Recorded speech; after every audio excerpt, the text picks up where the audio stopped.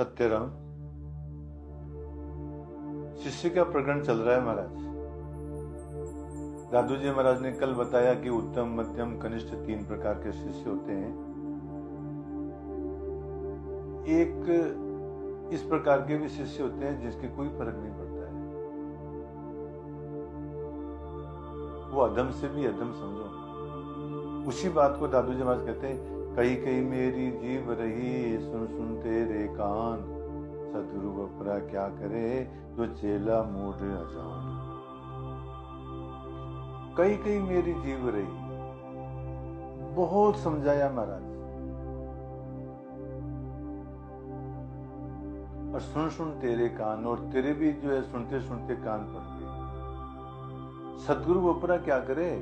अब सदगुरु क्या करे महाराज, जो चेला मूढ़ अजान, चेला ही यदि मूढ़ है, अजान है, तो सदगुरु क्या कर सकता है। रज्जब जी महाराज कहते हैं इस मामले में कि गुरु प्रसिद्ध पारस मिलिया, शिशी खोटा जोए, रज्जब पलटे लो सब, कंकर का क्या होए। रज्जब जी महाराज कहते हैं गुरु तो पारस के समान है, जो लोहे को सोना कर सकते हैं। गुरु प्रसिद्ध पारस मिलिया, शिष्य खोटा जो है, परंतु शिष्य यदि खोटा है तो सब पारस गुरु क्या कर सकता है। रज्जब पलटे लोह सब, रज्जब जी महाराज कहते हैं पारस लोहे को तो बदल सकता है, परंतु कंकर का क्या हो, कंकर का क्या हो सकता है, कुछ नहीं हो सकता है। सदगुरु तो कहता है खूब, परंतु शिष्य असत्य पदार्थों की आसक्ति के अंदर ही लगा हुआ है। तो सदगुरु क्या करे महाराज, क्या कर सकता है। शिष्य के दोष बताते हुए कहा गया है, आज्ञा अवज्ञी, मनमुखी, व्यभिचारी, व्रतनाश, रज्जब रीता रति बिना नहीं चरण निवास। आज्ञा अवज्ञी, ये दो शिष्य के दोष बता रहे हैं। जो गुरु आज्ञा देवे उसके पालना नहीं करना, उसके विपरीत चलना। आज्ञा अवज्ञा, आज्ञा को नहीं मानना। मनमुखी, अपने मन से ही काम करना, गुरु कहे जो नहीं करना। आज्ञा अवज्ञी, मनमुखी, व्यभिचारी, और व्यभिचार के अंदर रत रहना। व्रतनाश, और जो व्रत दिलाया गुरु ने उसको पालन नहीं करना। आज्ञा अवज्ञी, मनमुखी, व्यभिचारी, व्रतनाश, रज्जब रीता रति बिना।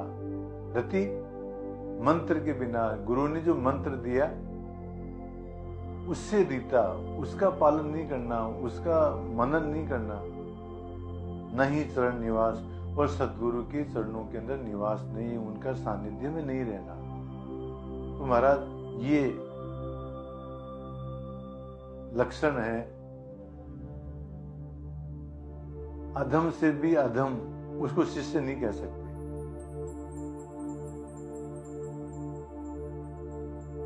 गीता में भी कृष्ण भगवान कहते हैं कि अज्ञश्च अश्रद्धानश्च संशयात्मा विनश्यति, नायम लोकोस्ते न परो न सुखम संशयात्मने।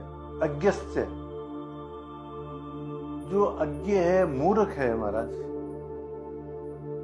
अश्रद्धानश्च, और जिसकी श्रद्धा नहीं है, जो मूर्ख है और श्रद्धा नहीं है, अज्ञश्च अश्रद्धानश्च संशयात्मा विनश्यति, और जो संशय से युक्त है उसका विनाश ही होता है।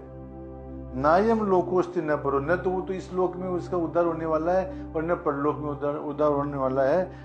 न सुखम संशयात्मने, और उसको सुख की प्राप्ति नहीं हो सकती जिसको संशय है। महाराज एक तरह से इसको मूर्ख के लक्षण कह सकते हैं। जो इस प्रकार का होता है वो मूर्ख होता है। मूर्ख के बारे में कहते हैं मूर्ख से पंच चिन्हानि, मूर्ख के 5 चिन्ह होते हैं।